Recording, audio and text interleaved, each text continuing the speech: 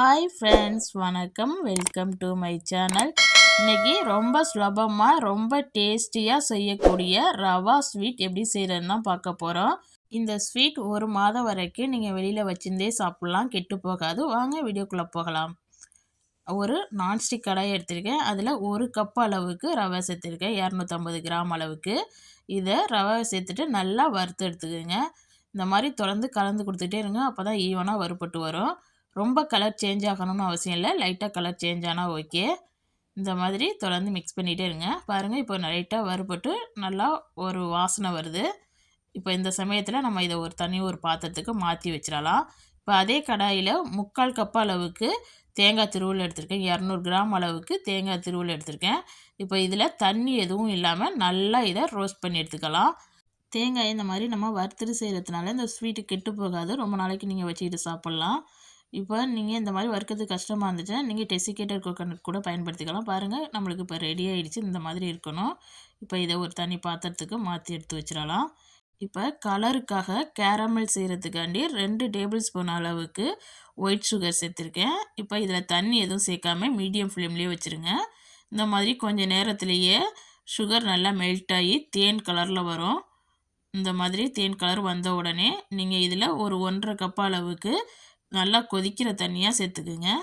சேர்த்துட்டு இதை அப்படியே கரைச்சி விட்ருங்க. நம்ம இந்த மாதிரி கொதிக்கிற தண்ணி ஊற்றுறதுனால பொங்கி வராமல் ஈஸியாக நம்மளுக்கு கரைஞ்சிரும். பாருங்கள், கரைஞ்சி நல்ல ஒரு கலர் வந்துருச்சு. இந்த மாதிரி இருக்கணும். ரொம்ப தண்ணி கூடுதலாக சேர்த்துற வேணாம். 1.5 கப் அளவுக்கு தண்ணி சேர்த்துருக்கேன். இப்போ இது கூடயே மீதி இருக்கிற ஒயிட் சுகரையும் சேர்த்துருங்க. மொத்தமாக நான் 250 கிராம் ஜீனி எடுத்திருக்கேன். நம்ம சேர்த்து இருக்கிற சுகரும் முழுமையாக கரைஞ்சி வரட்டும். இப்போ இது கூடயே நான் ஒரு 1/4 டீஸ்பூன் அளவுக்கு உப்பு சேர்த்துக்கிறேன். இந்த ஸ்வீட்டுக்கு ஒரு டேஸ்ட் கொடுக்கும். அது கூடயே 1/4 டீஸ்பூன் அளவுக்கு ஏலக்காய் தூள், 1 டீஸ்பூன் அளவுக்கு வெண்ணிலா எசன்ஸ் சேர்த்துக்கிறேன். நல்லா ஒரு வாசனையாக இருக்கும் அந்த ஸ்வீட். அதுக்கு தான், உங்கள்கிட்ட இருந்துச்சுன்னா சேர்த்துக்கங்க, இல்லாட்டினா நீங்கள் ஸ்கிப் பண்ணிடலாம். பாருங்கள், இப்போ ஜீனி நல்லா கரைஞ்சி லைட்டாக கொஞ்சம் திக்காக இருக்குது, கொஞ்சம் பிசு பிசுப்பாக. இப்போ இது கூடயே நம்ம வறுத்து வச்சுருக்கிற தேங்காவையும் சேர்த்துருங்க. கொஞ்சம் நேரத்துக்கு இதை நல்லா கலந்து கொடுத்துங்க, கொஞ்சம் திக்காகி வரட்டும். இந்த மாதிரி தொடர்ந்து மிக்ஸ் பண்ணிகிட்டே இருங்க. பாருங்கள், முன்னாடியோட இப்போ கொஞ்சம் திக்காக இருக்குது. இப்போ இந்த ஸ்டேஜில் நம்ம வறுத்து வச்சுருக்க ரவாவை சேர்த்துடலாம். சேர்த்துட்டு நல்லா கலந்து கொடுத்துருங்க. அடுப்பை மீடியம் ஃப்ளேமில் வச்சுட்டு நல்லா மிக்ஸ் பண்ணிக்கிட்டே இருங்க. இந்த ரவா நல்லா வெந்து இந்த பாகு எல்லாம் ஒன்றா மிக்ஸ் ஆகி வரணும். குழந்தைங்கள்லாம் ஸ்வீட் கேட்டாவோ அல்லது வீட்டுக்கு யாராச்சும் விருந்தாளி வந்தாவோ நம்ம வீட்டில் இருக்கிற பொருளை வச்சு டக்குன்னு இந்த ஸ்வீட் ரெடி பண்ணிடலாம். இந்த ஸ்வீட்டு ஒரு மாதம் வரைக்கும் நீங்கள் வெளியில் வச்சுருந்தே சாப்பிட்லாம், ரொம்ப டேஸ்டியாக இருக்கும். நம்ம இதை டக்குன்னு ரெடி பண்ணிடலாம் ஒரு 10 நிமிஷத்தில். பாருங்கள், இப்போ நல்லா சட்டியில் ஒட்டாமல் சூப்பராக கலந்து வந்துருச்சு. இப்போ இது கூட ஒரு டேபிள் ஸ்பூன் அளவுக்கு பட்டர் சேர்த்துக்குங்க. இதுக்கு நெய்யோ பட்டரோ ரொம்ப தேவை கிடையாது, ஒரு டேபிள் ஸ்பூன் அளவுக்கு ஊற்றினா போதும். இப்போ இதை நல்லா மிக்ஸ் பண்ணி விட்டுருங்க. இப்போ நல்லா இது கலந்துருங்க. இப்போ கலந்ததுக்கு பிறகு பார்த்திங்கன்னா சட்டியில் ஒட்டாமல் இந்த மாதிரி வரணும். இதுதான் கரெக்டான பக்குவம். இப்போ இந்த மாதிரி வந்ததுக்கு பிறகு நீங்கள் எடுத்து கரண்டியில் விட்டிங்கன்னா இந்த மாதிரி டக்குன்னு கீழே விழுவணும். இப்போ இதை நம்ம இறக்கிடலாம். நான் ஒரு பட்டர் ஷீட்டில் பட்டர் தடவி வச்சுருக்கேன். பட்டரோ அல்லது நெய்யோ தடவி வச்சுக்கோங்க.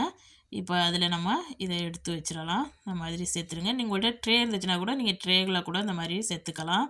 இந்த மாதிரி பட்டர் ஷீட்டில் சேர்த்துட்டு நல்லா கரண்டியை வச்சு நல்லா சமப்படுத்தி விட்டுருங்க. எந்த கரண்டி எடுக்கிறீங்களோ அதில் பட்டர் தடவிட்டு இந்த மாதிரி சமப்படுத்துங்க. அப்போ தான் நம்மளுக்கு ஒட்டாமல் இழுக்கிறதுக்கு ரொம்ப ஈஸியாக இருக்கும். சூடாக இருக்கும்போதே இந்த மாதிரி சமப்படுத்தி விட்டுறணும். ஆறுனுச்சுன்னா நம்மளுக்கு சமப்படுத்த முடியாது, கஷ்டமாக இருக்கும். இந்த மாதிரி ஓரங்களெல்லாம் இந்த மாதிரி பண்ணி விட்டுருங்க. ரொம்ப ஈஸியாக பண்ணலாம். நீங்கள் பட்டர் தடவிட்டு இந்த மாதிரி கரண்டியில் தேய்ச்சிங்கன்னா ரொம்ப ஈஸியாக இருக்கும். இப்போ நம்ம நல்லா சமப்படுத்தி விட்டாச்சு. இப்போ இதை நம்ம சூடாக இருக்கும்போதே கட் பண்ணி வச்சுருவோம். கத்திக்கு பட்டர் தடவிட்டு இந்த மாதிரி உங்களுக்கு வேண்டிய ஷேப்பில் கட் பண்ணி எடுத்துக்கோங்க. ஒரு 10 நிமிஷம் கழித்து நீங்கள் கட் பண்ணிங்கன்னா நல்லா இறுகிடும், நம்மளுக்கு கட் பண்ணுறதுக்கு கஷ்டமாக இருக்கும். அதனால் சூடாக இருக்கும்போதே கட் பண்ணி வச்சுருங்க. அவ்வளோதான், நான் இப்போ கட் பண்ணிவிட்டேன். இது ஒரு 2 மணி நேரம் கழித்து வெளியில் எடுத்திங்கன்னா நல்லா கட்டியாக இருக்கும். நான் அரை மணி நேரம் தான் ஆகுது, நான் வெளியில் எடுத்து காமிக்கிறேன் எப்படி இருக்குதுன்னு. இன்னமும் ஒரு 1.5 மணி நேரம் கழித்து வெளியில் எடுத்திங்கன்னா நல்லா இன்னமும் இறுக்கமாக இருக்கும். அவ்வளோதான், நம்ம ரொம்ப டேஸ்டியான ரவா ஸ்வீட் சூப்பராக ரெடி ஆகிடுச்சு. நீங்களும் உங்கள் வீட்டில் இதே மாதிரி செஞ்சு பார்த்துட்டு எப்படி வந்துச்சுன்னு கமெண்டில் சொல்லுங்கள். இந்த வீடியோ பிடிச்சிருந்துச்சுன்னா இந்த வீடியோக்கு ஒரு லைக் கொடுங்க. மறக்காமல் என் சேனலை சப்ஸ்கிரைப் பண்ணி வச்சுக்கோங்க. இந்த வீடியோ பார்த்த அனைவருக்கும் நன்றி.